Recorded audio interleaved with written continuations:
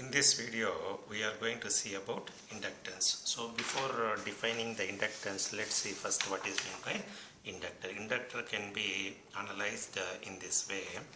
That is, if you consider a non-magnetic material, non-magnetic or non-magnetic conducting material, on this non-magnetic conducting material, if the number of turns are placed, that is conductors are placed on this, then this is called as a inductor. If I current is flowing through the number of turns, then electromagnetic field is produced. The electromagnetic concepts or principles of this inductor is called as a inductance. Inductance are considered as self-inductance as well as mutual inductance. So now we are going to see about self-inductance and mutual inductance. Now you see here an inductor consisting of a coil on which several turns are placed, wound. The electromagnetic property of an inductor is called as a inductance. An inductance can be considered as a self-inductance and mutual inductance. Now we'll see first about the self-inductance. What is meant by self-inductance? Now in this case, once again, right, consider this is a number of turns. If number of turns are n, if I current is flowing through this number of turns, then each turn will produce a magnetic field, right? Each turn will produce a magnetic field. This magnetic field will be keep on linking with each and every turn in the coil, right? If more number of turns are there, means there will be a more number of flux linkages. Okay, so the total flux linkages as per this diagram is flux is phi. This flux phi is linking with all the number of turns. Total flux linkage, that is equal to phi into n.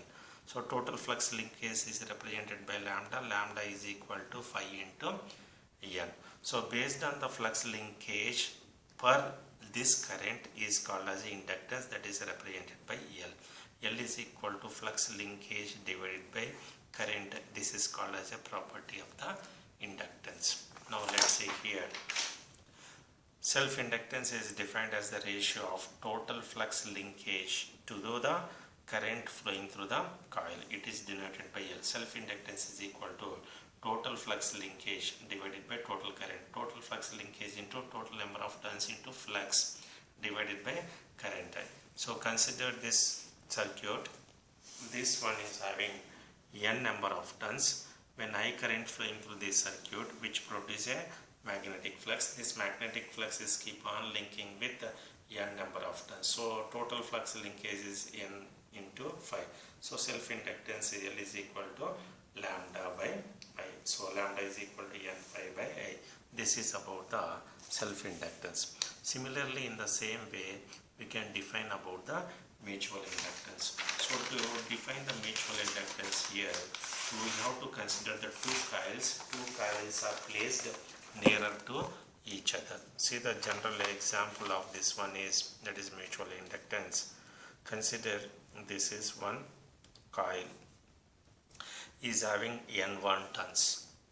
When I current is flowing through this, say I1 is current flowing through this, which produces a magnetic field, and this magnetic field is keep on linking with this number of conductors. Say the magnetic flux is phi 1, number of conductors are n1.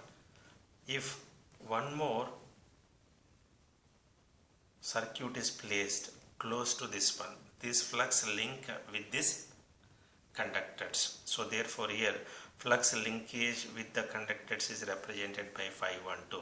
Number of turns in the second circuit is n2. Current flowing through this one is I2. Because of this I2, there will be a flux phi 2. So this flux phi 2 is also linked with the right primary first circuit. So therefore that is called as a phi 2 1. So because of this there is a flux linkage here, because of this there is a flux linkage here. So therefore we are defining the mutual inductance. Mutual inductance is equal to M.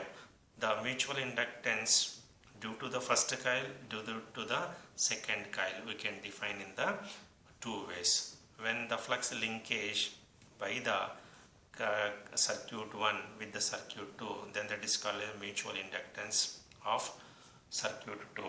When the flux linkage with the first circuit by the secondary circuit is called as a mutual inductance of the first coil.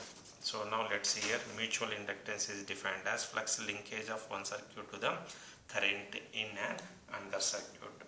Okay, so next.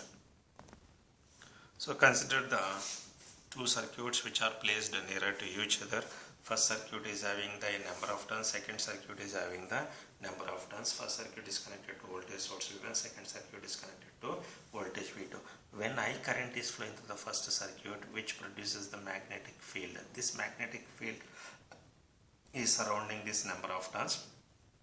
This magnetic field is linking with the second circuit also. Similarly, when I current is flowing, which also produces the magnetic field, this magnetic field is linking with the first circuit. There is a mutual linkage with the two circuits, so therefore we are defining the mutual inductance. So mutual inductance, that is M12 is equal to flux linkage of circuit 1 divided by current in the second circuit. First linkage of flux linkage of circuit 1 is 5 to 1 divided by I2. That is N1 is number of turns on the primary. So whatever the flux is linking with the circuit 1, then that value is to be considered to define the mutual inductance M12. Similarly M21 also, that is N2 into 512 divided by I1. Next we can define how much flux is linking with the circuit 1 by the circuit 2 or circuit 2 by circuit 1 can be expressed in terms of a coefficient, that is called as a coefficient of coupling. Coefficient of coupling between the two circuits is given by K is equal to M divided by square root of N L1 L2. Next we are going to discuss about inductance of a solenoid. Inductance of a solenoid is nothing but, once again, it is a non-magnetic material. Non-magnetic material, that is properties of the properties of magnet does not consist. On this material, if the number of conductors are placed like this, and this length of this material is L, number of turns is N. If I current is flowing through this number of turns, then which produce a magnetic flux. Because of the magnetic flux there is a magnetic linkage. Because of the magnetic linkage with respect to current, we are defining the inductance of this coil. So that derivation we are going to derive here, that is called as a inductance of a solenoid. Solenoid is nothing but if the conductors are placed on non-magnetic material, then that is called as a solenoid. Now let's see here. Consider a solenoid having N turns, number of turns on the non-magnetic material is N, length is L, current through which is I amps. Now the flux linkage is represented by lambda. The area of this coil is A. Okay. Next, the magnetic field intensity due to a solenoid is, in module 3 there is a solenoid derivation. So the magnetic field intensity H is equal to Ni by L. You have to remember this formula. Magnetic field intensity due to the solenoid H is equal to Ni by L. So B is equal to mu into H. Substitute H here, then you will get the B. So therefore magnetic flux linkage is given by lambda is equal to what? N into phi. And we know magnetic flux density B is equal to phi by A. So therefore phi is equal to B into A. Substitute here, phi is equal to BA. B is from this, once again substitute here, you will get the lambda flux linkage. So inductance of a solenoid is given by inductance L is equal to flux linkage by current. The flux linkage is this divided by current. Then you will get the inductance of a solenoid L is equal to mu n square A divided by L. A means area of the solenoid, L means length of the solenoid, N means number of turns, mu is the permeability. So this is the mathematical expression. This is important for solving the problem. In the same way, we are going to derive the inductance of a toroid. Toroid, in this case, it is a circular shape.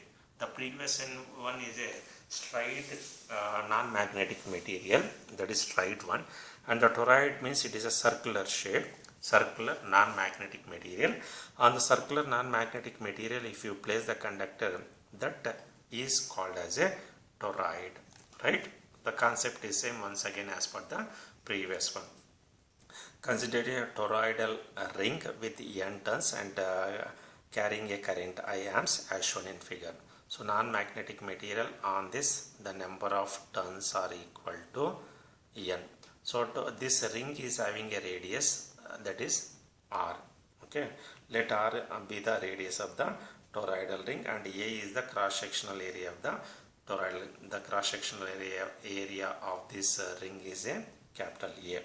Then the magnetic field inside the toroidal ring is given by H is equal to Ni divided by 2 pi r. It is a standard formula.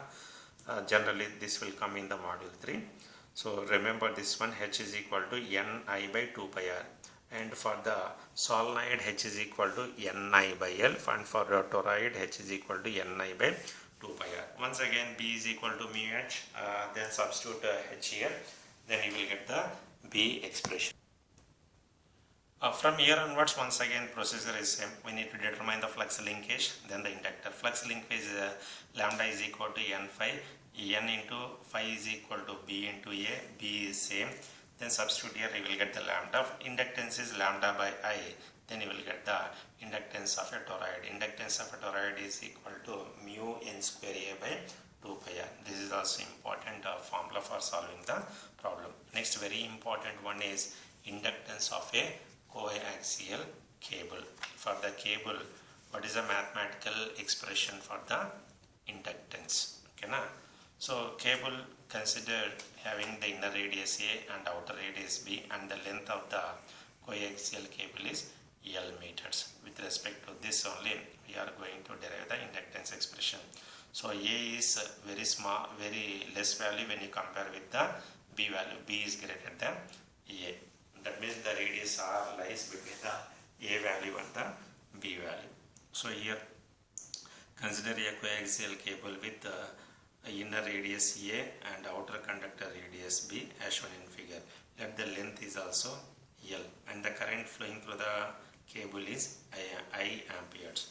We know for a cable, that is the magnetic field intensity H is equal to I divided by 2 pi r. B is equal to mu into H. Once again H is I divided by 2 pi r. So next we need to write the B expression. B expression is B is equal to mu I divided by 2 pi r into A phi bar. Why it is A phi bar means, so here we need to consider the direction of the magnetic field intensity. See here, consider the axis of the cable is along the Z axis and with the radius A to B, that means Z is equal to 0 to L. So let B is equal to mu I divided by 2 pi r A phi by. So we know phi is equal to surface integration of B bar dot ds. So flux is phi is equal to surface integration of B bar dot ds. ds means surface integration. Double integration. R is varying from A to D. Z is varying 0 to L or 0 to D. Okay. Finally, you will get it is 0 to L. 0 to L. So finally, we will get phi is equal to this expression. So from this flux linkage, we can determine flux linkage is equal to N into phi, where N is equal to number of turns is equal to 1, because the number of turns are not visible on the coaxial cable.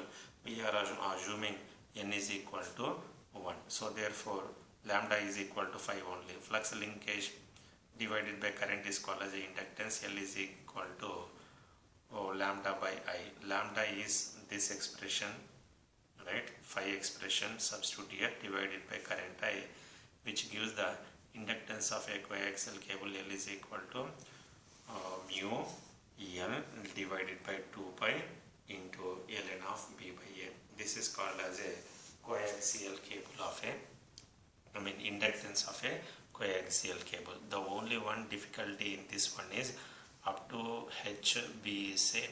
After that only the confusion will start. We have to assume the cable is placed along the Z axis from 0 to L meters. So Z is equal to 0 to Z is equal to L. The radius is AB. And assume that the magnetic flux density is varying along the phi direction. So therefore magnetic flux phi is equal to surface integration of B bar dot ds. B is equal to this. ds is equal to along the phi direction dr dz. So substitute here dr dz in the phi mathematical equation. You will get this equation. So total flux linkage lambda is equal to n into phi. But in this case coaxial cable number of turns are not visible. We are assuming n is equal to only 1 only. So therefore lambda is equal to 5 only. Then the inductance is equal to flux linkage per current. Flux linkage per current lambda by I. And then you will get the inductance of a coaxial cable. This is very important question. Please go through this one again and again. So problems on toroid. So an air core toroid has a circular cross section of 4 mm radius. Find its inductance if there are 2500 turns and the mean radius is 20 mm. We know that the formula for inductance of toroid is L is equal to mu n square A by 2 pi r. R means radius, r rho means also radius. So A is equal to pi r square. So toroid in circular shape. So therefore the area of the circular shape is pi r square. Substitute here, then you will get the inductance of toroid. Similarly, one more problem based on this also. This is also same exactly as per the previous one. Same ditto, only the values are changed. This is about the inductance of a toroid problems.